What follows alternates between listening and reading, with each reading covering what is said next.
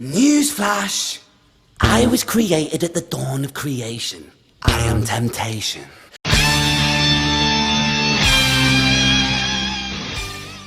Yo!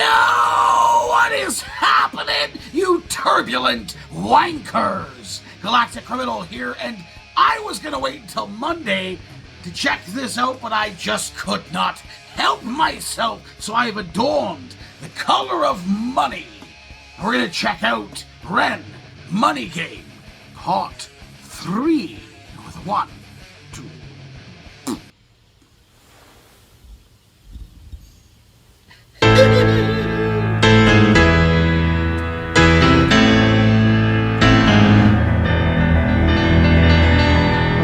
Oh, Phantom of the Other Realm is here, inside my mind.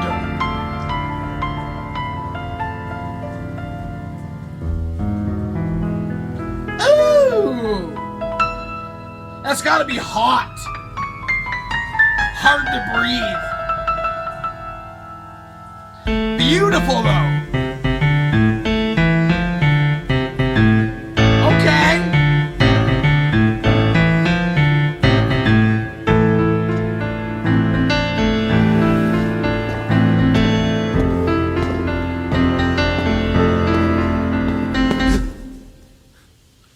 Which is the real Ren?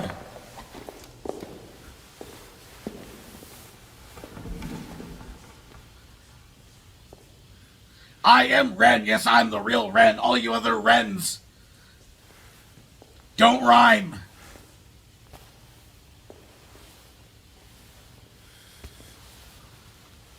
Ooh, my reflection.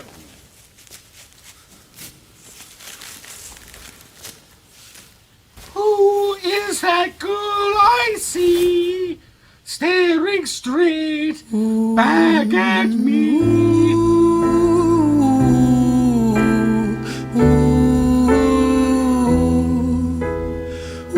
Okay.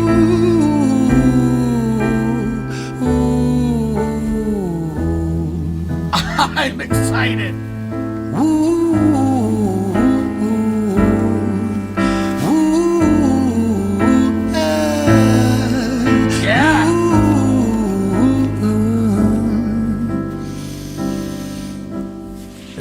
Tell you a story about a boy named Jimmy. 1 year old and his first words were mine, mine, gimme. 2 years old he was walking, 3 years old walking quickly. 4 years old he was running round the pavements of his city. 5 years old and his daddy told him, listen here son, you gotta learn to be a man. A man, he works for what he wants. 6 years old and he's reading, writing, top of the bunch. And when he's 7, his progression made him student number 1. 8 years old and he's praised for unusual grades. 9, his parents paid for private school to nurture the flame. 10, 11, 12, 13, he ascends and ascends. His daddy tells him, son, money is the means to all ends. 14, solving complex mathematical equations. At 15, IQ 150, still elevating. 16, he develops complex software code that detects weaknesses in cybersecurity protocols. 17, and he sells his vision, keeping the share. Not yet an adult, but he's practically a millionaire. 18, and his daddy tells him, now you're a man. This world don't give a damn about you, so take all that you can. 19, he turns a profit, stocks and shares, invest in product. 20, double down deposits. 21, his income rockets. 22, he learns the truth is just an obstacle to wealth. If you manipulate the data, then a lie will sell itself. 23, a life of luxury, crystal and cocaine. 24, he makes the Forbes list, they're applauding his name. 25, and his daddy tells him, listen here son, while you're sitting in that palace, that don't mean that you won.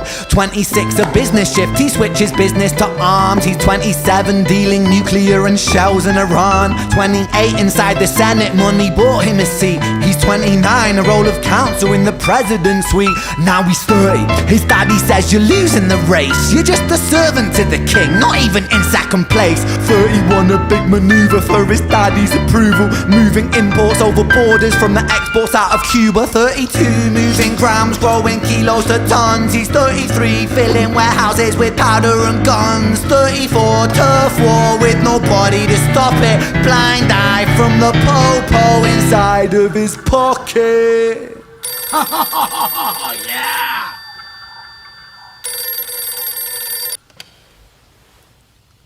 35, he gets a call. I'm sorry son, but it's your father. Had a heart attack, I'm sorry, he's gone. 36, getting pissed off, abusing his product. 37, eyes glazed, disposition demonic. 38, with a prostitute, a moment of passion, heating up a silver spoon and then chasing the dragon. 39, getting reckless and hungry for power. Daddy's words are still driving him to kill and devour. Makes a move against the cartel, but the strategy's flawed. They retaliate and leave him in a hospital ward. A bullet buried in his vertebra and one in his leg. The doctor sighs and says, I don't think you'll be walking again. Fuck.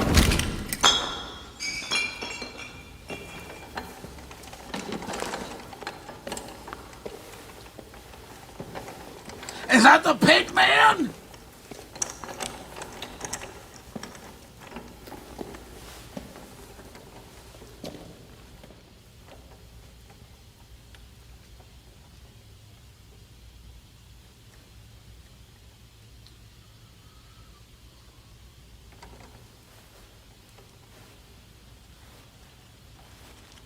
Let me tell you a story about a boy named Jimmy.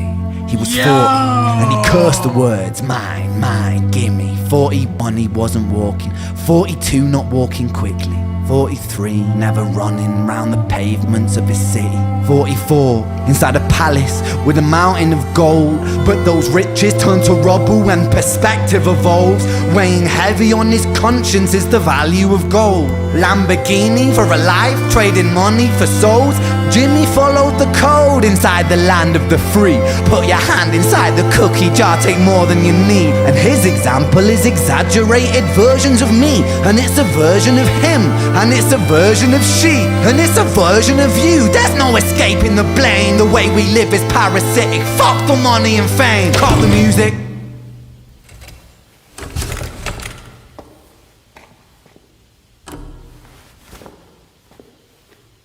This isn't entertainment. This is real life. The way we live is lunacy. Community, it declines. Hyperpolarized, always fighting, then we divide. Truth is less important than the money that we designed. Money's an invention. Politics from our invention. They all come from people's ideas. Did I mention?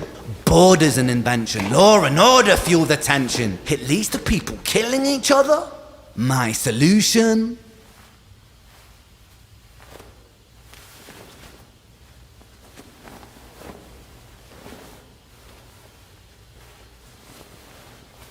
Uh-oh!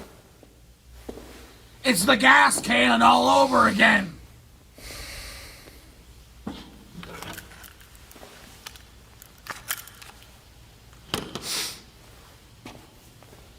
Trigger safety. Everything is subject to change. We could build utopias if individuals were taught to use their brains. But if we teach kids in schools to always be sheep and put themselves before the herd if there's more money for me, then there's no future I see where the humans survive. We're parasites inside a petri dish with cannibal minds. Mold will grow upon the surface then consumes till it dies. And our fate could be the same without this story to the wise. Oh, bars!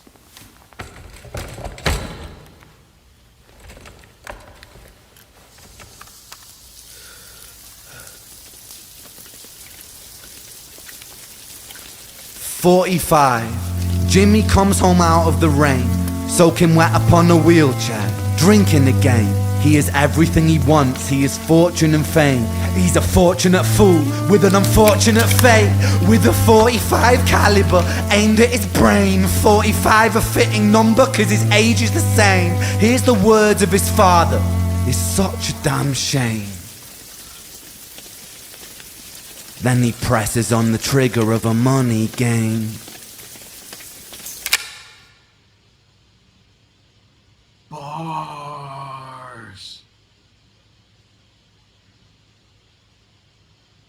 Yo. Oh man. That was deep.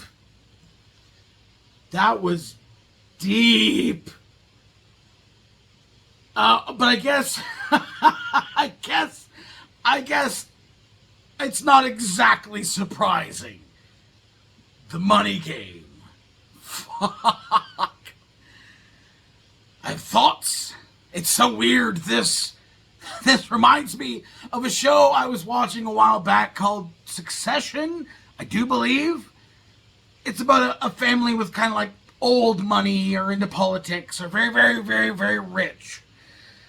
And the family members, the sons and the daughters of the very, very rich fellow are fighting each other over their inheritance or, you know, who's going to take over and who's going to take over the power. And it's just the selfishness of that. Everyone likes to be selfish now and again. I'm a very selfish person. I will admit that wholeheartedly. But the representation of what it would actually be like to be in a family like that in that show Succession, just it gave me such an incredible view, I guess, whatever you want to say the word is, of what that life would be like. I could never live like that. The desperation and the fear and the constant just anxiety of that money and that power and that influence and that lifestyle just going away, which in that lifestyle can go away very quickly, very, very quickly. A terrible investment, just all of it just gone. So your helicopters, your private planes, your fucking $3,000 suits, your $2,000 shoes, and your fucking $5,000 watches, they're all gone. It's all gone. You can't go to the nicest restaurants without a reservation anymore. You have no concierge, you have no driver, you're down to nothing and you're down with everybody else. And it's terrifying to me to take that perspective and put myself in that position as to what would that life be like? It would be terrible. To never have to actually work for anything, that everything and the greatest of all things comes to you so easily and just on swift winds. Just the nicest stuff constantly, all the time, and being just so immersed in that lifestyle. And the slightest fucking snap could take it all away. It humbles me. It humbles me into the lifestyle that I have. I'm paid fairly well. I live a nice life. You know, my job is boring and repetitive, but they treat me well. I get nice benefits. And when I get nice things, it makes me feel good. Like the other day when I posted a video of my unboxing of my White Ranger helmet. Wasn't super expensive or anything. You know, but it wasn't exactly a smart purchase. But it was nice and it felt good and it felt like I earned it. It felt like I earned it and I appreciate it so much more. I walk in here every day since I've gotten it and I look at it and I go, man, that's cool. I got that thing. Whatever that thing is for anybody else is up to interpretation. It's subjective. It's what you appreciate. It's a jersey with your favorite player's name written on the back, or your name written on the back of a jersey of your favorite team. It's whatever. It's the bits and the bobs. You know, they don't really matter necessarily. They don't actually add really anything to your life, but it's nice to have. But to think of something like that as just dismissive, to think of a private plane ride, just in the middle of the night, I want to just go to Spain tonight. I want to take these hookers that I just hired, and take them to Spain and get drunk and not remember any of the fun that I had. just to have that to just be dismissive is it's so insane and sad. I imagine a life of opulence to be sad. Sad and lonely. That you never know anyone around you is actually around you because of you. Because they actually like you. Are they just there because of the benefits that you give to them? You give them this opulent lifestyle that they otherwise would not have. But because they know you, you will give them things. And at what point do you actually realize that you are dependent on these people? That you even realize that they are only there because you have money, but you keep spending money on them because they're around you. I imagine that to be an incredibly lonely and very sad and anxiety-ridden life. This is crazy. I love Ren so much. This man has helped me reach, I feel, a different level of introspection. Maybe not necessarily a different level, but just let me focus a little bit more on those introspections. Into my own life in particular. This is like magical, theatrical, but serious and sad and overwhelming and poignant. Unbelievable. Unbelievable. People said that this trilogy has a spectrum of awesomeness. Like I said in the last reaction. The first one, pretty dope. Second one, fuck. The third one, and I think I would agree. I think I would agree. That was mesmerizing, captivating. Ren is, I think I'm a renegade now. I said before, I hate when influencers or musicians, whoever, YouTubers, name their fan base after something. And I realize Ren didn't actually name the renegades, it was the fans. Regardless. That was always something that I made a joke of. And even in every video that I make, at the beginning of my videos, I make a joke of not calling people criminal. Hey, what's up, fellow criminals? I make up a different fucking name each time and insult people. Which actually became a thing, and it actually became the same thing in hindsight. It's pretty much the same thing. Regardless, I think I'm a renegade now. I'm a fan. I'm a fan! If y'all hadn't seen this shit before, what'd you think of it? Let me know in the comments below. Of course, there'll be a link in the description for this video, so you want to watch it for yourself from screen full audio. You get the full experience. And as always, have yourself a fantastic evening.